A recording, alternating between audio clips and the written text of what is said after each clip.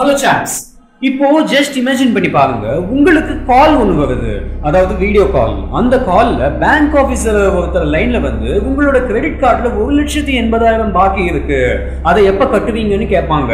நீங்க சொல்வீங்க எனக்கும் கிரெடிட் கார்டுக்கும் எந்த சம்மந்தமும் இல்லையப்பா அப்படின்னு. அதுக்கு அந்த பேங்க் ஆபீசர் இருந்துகிட்டு இல்ல உங்களுக்கு டியூ காட்டுது, சப்போஸ் உங்களுக்கும் இதுக்கும் எந்த சம்மந்தமும் இல்லைன்னா அப்படியே லைன்லயே வெயிட் பண்ணுங்க, நாங்க இந்த காலை மும்பை போலீஸ்க்கு டிரான்ஸ்ஃபர் பண்றோம், அவங்க கிட்ட நீங்க உங்களோட ஆன்லைன் கம்ப்ளைண்ட்டை ஃபைல் பண்ணிடுங்க, அதுக்கப்புறம் உங்களுக்கு இந்த இஷ்யூக்கும் எந்த சம்பந்தமும் இருக்காது அப்படின்னு சொல்லிட்டு காலை கட் பண்ணிடுவாரு. அந்த ஸ்கிரீன் அப்படியே கட் ஆகி போலீஸ் ஆபீசர் போல ஒருத்தர் லைன்ல வந்து உங்களோட ஆதார் கார்டுல 2.56 கோடி ஃப்ராட் நடந்திருக்கு, அது உங்களோட அக்கௌண்ட் உள்ள பேங்க்ல லிங்க் ஆகுது, அண்ட் இந்த கேஸை வந்து சிபிஐ இன்வெஸ்டிகேட் பண்ணிக்கிட்டு இருக்காங்க, அதனால இந்த காலை நாங்க சிபிஐக்கு டிரான்ஸ்ஃபர் பண்றோம்னு சொல்லிட்டு அடுத்து அந்த ஸ்கிரீன் சிபிஐ ஆபீசர் போல உள்ள ஒருத்தர் கிட்ட போகுது. அந்த சிபிஐ அபிஷியல் என்ன சொல்றாங்கன்னா, உங்களோட அக்கௌண்ட் உள்ள பேங்க்ல 300 கோடி ரூபாய் எடுத்திருக்காங்க, சிட் ஃபண்ட் என்ற ஸ்கேம்ல 300க்கும் அதிகமானவங்க பாதிக்கப்பட்டிருக்காங்க, இது எல்லாத்திலுமே உங்களோட ஐடி தான் லிங்க் ஆகுது, சோ எங்களோட கோஆபரேட் பண்ணீங்கன்னா உங்களோட பேரை இந்த கேஸ்ல இருந்து தூக்கிடுவோம், இல்லைன்னா நீங்க லீகல் கான்சிக்வன்சஸ் ஃபேஸ் பண்ண வேண்டியது இருக்குன்னு சொல்லுவாங்க. என்னடா இது ஒண்ணுமே புரிய மாட்டேங்குதுன்னு யோசிக்கிறதுக்குள்ள உங்களுக்கு அரெஸ்ட் வாரண்ட் இஷ்யூ பண்ணிட்டோம்னு சொல்லிட்டு ஒரு குண்டை தூக்கி போடுவாங்க. கதி கலங்கி போய் ஐயா என்ன விட்டுருங்க, நான் என்ன பண்ணணும்னு சொல்லுங்கன்னு கேட்ட உடனே அந்த வீடியோ கால்ல இருக்கும் ஆளு 1,14,00,000 இந்த அக்கௌண்ட்டுக்கு டிரான்ஸ்ஃபர் பண்ணி விடுங்க, உங்க நேம் இந்த கேஸ்ல இருந்து தூக்கிடுவோம், இல்லைன்னா லீகலா பார்க்க வேண்டியதான் அப்படின்னு சொன்னதும் பயந்து போன இந்த ஆளு அவங்க கேட்ட பணத்தை அப்படியே டிரான்ஸ்ஃபர் பண்ணி விட்டுடுவாரு. பணத்தை டிரான்ஸ்ஃபர் பண்ண பிறகுதான் தெரிய வந்தது நம்மளோட பேங்க் அக்கௌண்ட்லயும் ஆதார் கார்டுலயும் எந்த ஸ்கேமும் இல்லடா, இவங்க இப்ப வீடியோ கால்ல பண்ணதான் உண்மையான ஸ்கேம் அப்படின்னு. கடைசியில ரிசல்ட் மொத்த பணமும் மம்பேல். இது வந்து எக்ஸாம்பிளுக்கு சொன்னதெல்லாம் கிடையாது, நொய்டால ராகேஷ் சின்ஹான்னு சொல்லப்படும் ஒரு ரிட்டையர்டு கவர்மெண்ட் ஆபீசருக்கு நடந்த உண்மையான சம்பவம் தான் இது. இந்த ஸ்கேமோட நேம் வந்து டிஜிட்டல் அரெஸ்ட். இது போல கேசஸ்ல ரிட்டையர்டு கவர்மெண்ட் ஆபீசர்ஸ் மாட்டிருக்காங்க, டாக்டர்ஸ், ரிட்டையர்டு ஆர்மி ஆபீசர்ஸ்னு பல பேர் இது போல சிக்கிக்கிட்டு பணத்தை இழந்திருக்காங்க. ஸ்கேம் பண்றவங்க டைரக்டா வீடியோ கால்லே வந்து பேசுவாங்க, பேசக்கூடிய அந்த நபர் சிபிஐ ஆபீசர் போல இருப்பாங்க, நார்கோட்டிக்ஸ் டிபார்ட்மெண்ட்டை சேர்ந்தவங்க போல இருப்பாங்க, அண்ட் போலீஸ் ஆபீசர் போல கூட இருப்பாங்க. கால் அட்டெண்ட் பண்ண அந்த பார்ட்டிக்கு இவங்க ஃபேக்கா இருப்பாங்களோன்னு கொஞ்சம் கூட டவுட்டே வராத அளவுக்கு செம்மையா பெர்ஃபார்ம் பண்ணுவாங்க. இவங்க உண்மைதாண்டா அப்படின்னு டவுட்டே இல்லாம நம்பிடுவோம், அந்த அளவுக்கு அவங்களோட பெர்ஃபார்மன்ஸ் இருக்கும். சோ இந்த டிஜிட்டல் அரெஸ்ட் அப்படின்னா என்ன, அந்த ப்ராசஸ் எப்படி நடக்கும், அண்ட் அதுல இருந்து நம்மள நாம எப்படி சேஃப்கார்ட் பண்ணிக்க முடியுமான்றது இந்த வீடியோல டீகோட் பண்ணிடலாம். அதுக்கு முன்னாடி நீங்க நம்ம சேனலை சப்ஸ்கிரைப் பண்ணணும்னா ஸ்கிரீனை டச் பண்ணி மேல ஸ்வைப் பண்ணி ரைட்ல இருக்கும் சப்ஸ்கிரைப் பட்டனை தட்டி விட்டுடுங்க.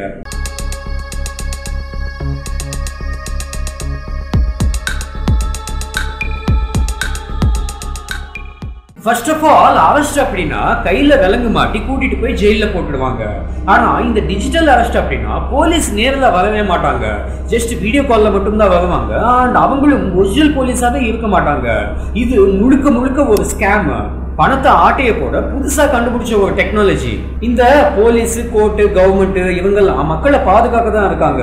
ஆனா போலீஸ், கோர்ட்டு, ஜெயில்னு கேட்கும் போது நமக்கு அதெல்லாம் வேணாம்ப்பா, நம்ம முதல்ல இந்த பிரச்சனைல இருந்து வெளியில வந்துடணும், அவங்க கேட்கிற பணத்தை கொடுத்துடுவாங்க. காரணம் அரெஸ்ட் வாரண்ட், ஜெயில்னு கேட்கும் போது ஒரு பயம் வந்துடும், அந்த பயத்தை தான் ஸ்கேமர்ஸ் அவங்களுக்கு சாதகமா யூஸ் பண்ணிக்கிறாங்க. ஆனா இந்த மேட்டர் என்னன்னா, ஒரு ஃபேக்கான ஆளு போலீஸ் யூனிஃபார்ம் போட்டுக்கிட்டு போலீஸ் ஸ்டேஷன்ல இருக்கிறது போல ஒரு பிம்பத்தை கிரியேட் பண்ணி அவங்க டார்கெட் பண்ணவங்க வீடியோ கால் பண்ணி உங்களை டிஜிட்டல் அரெஸ்ட் பண்ண போறோம்னோ இல்ல டிஜிட்டல் அரெஸ்ட் பண்ணிட்டோம்னு சொல்லி பயமுறுத்த பார்ப்பாங்க. யாரோட வம்பு தும்புக்கும் போகாம நாம உண்டு நம்ம வேலை உண்டுன்னு இருக்கிற நம்மளுக்கு அப்படிப்பட்ட வார்த்தைகள் எல்லாம் கேட்கும் போது லைட்டா பயம் வரதான் செய்யும். அதுதான் அந்த ஸ்கேமர்ஸோட அட்வான்டேஜ். இப்போ ஃபார் எக்ஸாம்பிளுக்கு ஒரு ஆளு மாசம் 18,000 ரூபாய் சம்பாதிக்கலான்னு வைங்க, 15,000 ரூபாய் செலவு போக மாசம் 3,000 ரூபாய் சேவ் பண்ணிக்கிட்டே வந்திருக்கான். இப்படி 2 வருஷத்துக்கு வேலை செஞ்சு 72,000 ரூபாய் சேவ் பண்ணிருக்கான். அப்போ சடனா இப்படி யாரோ ஒருத்தவங்க வீடியோ கால்ல வந்து நீங்க இந்த மாதிரி கேஸ்ல மாட்டிக்கிட்டீங்க, உங்க நேம இந்த கேஸ்ல இருந்து தூக்கணும்னா கண்டிப்பா 75,000 ரூபாய் கொடுத்தே ஆகணும் அப்படின்னு சொன்ன உடனே இவன் அடிச்சு பிடிச்சி அந்த 72,000 சேர்த்து 3,000 ரூபாய் எக்ஸ்ட்ராவா ஆட் பண்ணி அந்த பேக்கான ஆட்களுக்கு அந்த 75,000 ரூபாய் டிரான்ஸ்ஃபர் பண்ணி விட்டுடுவான். அவனோட 2 வருஷம் உழைப்பு வீணா போச்சு. 15,000 ரூபாய் 20,000 ரூபான்னு நார்மல் வேலைக்கு போய்கிட்டு இருக்கும் மக்கள் இது போல டிஜிட்டல் அரெஸ்ட்ல சிக்கிக்கிட்டாங்கன்னா அவங்களோட நிலைமை இதுதான். இது எல்லாத்துக்குமே காரணம் அந்த பயம். பட் இது போல கான்செப்ட் ஒன்றும் புதுசு கிடையாது. இந்த லீகல் த்ரெட், போலீஸ் கம்ப்ளைண்ட் இதெல்லாம் முதல்ல கூட நடந்துகிட்டு தான் இருந்தது. பட் என்ன கொஞ்சம் பழைய காலத்து ஸ்டைல்ல ஆட்டையை போட்டுக்கிட்டு இருந்தாங்க. எப்படின்னா 2000க்கு முன்னாடி எல்லாம் இந்த ஸ்கேம சிம்பிளா டெலிபோன் கால்ல பண்ணுவாங்க. கால் பண்ணி கவர்மெண்ட் அபிஷியல்னோ இல்ல போலீஸ் ஆபீசர்னோ சொல்லி உங்களோட நேம் இந்த கேஸ்ல இன்வால்வ் ஆகிருக்கு, அந்த கேஸ்ல இருந்து உங்க நேமை எடுக்கணும்னா இவ்வளவு அமௌண்ட் கொடுத்தா தான் பண்ண முடியும்னு லம்பா ஒரு அமௌண்ட் டிமாண்ட் பண்ணுவாங்க. அவங்களும் பயந்துகிட்டு கூப்பிடுவாங்க. இந்த கான்செப்ட் தான் இந்த ஸ்கேமோட முதல் வெர்ஷன்.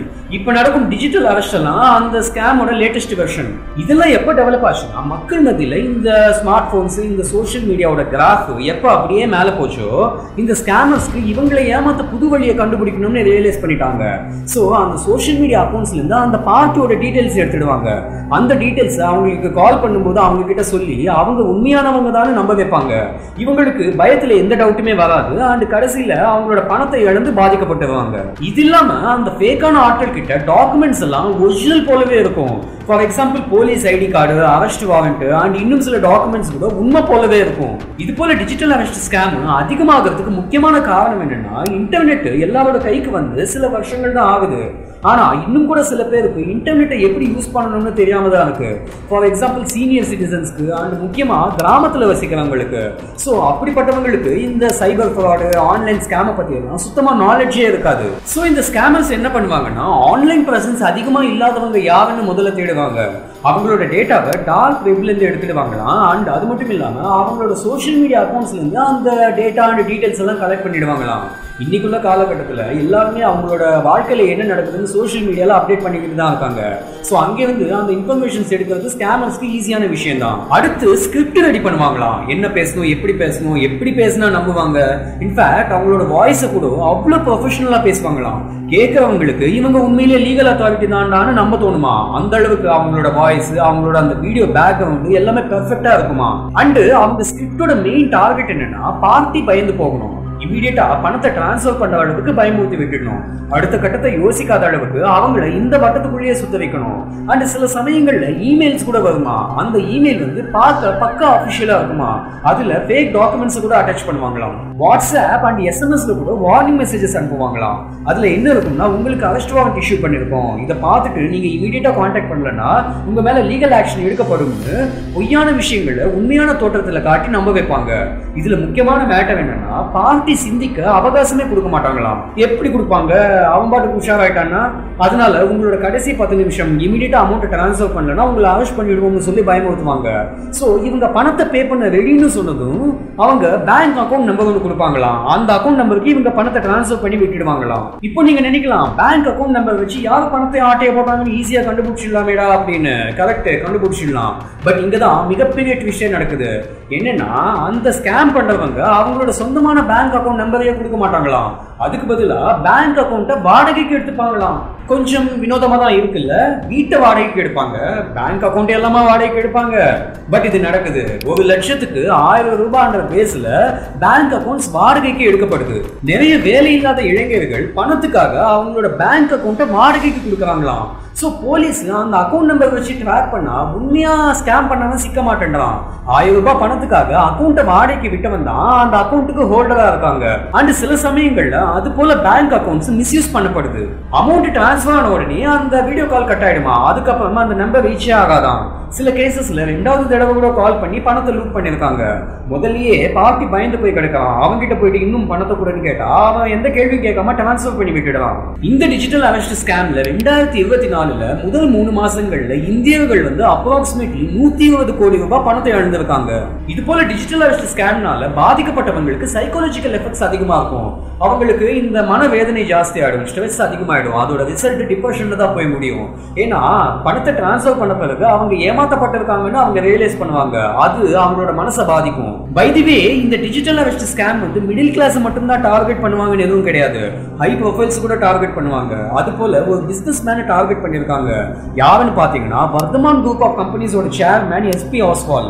இந்தியாவோட பழங்காலத்து டெக்ஸ்டைல் கம்பெனி அது. அந்த கம்பெனியோட சேர்மேன் எஸ்பி ஆஸ்வாலோட வீடியோ கால்ல வந்து பொய்யான பிம்பத்தை உண்மைன்றது போல டிஸ்பிளே பண்ணி எல்லாமே உண்மைதான் நம்ப வச்சு மணி லாண்டரிங் கேஸ்ல உங்களோட நேம் இன்வால்வ் ஆகிருக்கு, இதுல இருந்து உங்க நேமை எடுக்கணும்னா 7 கோடி ரூபாய் டிரான்ஸ்ஃபர் பண்ணணும்னு சொல்லி மொத்த 7 கோடி பணத்தையும் ஆட்டையை போட்டிருக்காங்க. அதுக்கப்புறம் ஆஸ்வால் போலீஸ் கிட்ட கம்ப்ளைண்ட் பண்ண பிறகு 5.25 கோடி பணத்தை ரெக்கவர் பண்ணி கொடுத்துட்டாங்க. சோ ஓவராலா பாத்தீங்கன்னா பயமன்ற கான்செப்ட் வச்சுதான் இந்த மொத்த சம்பவம் நடக்குது.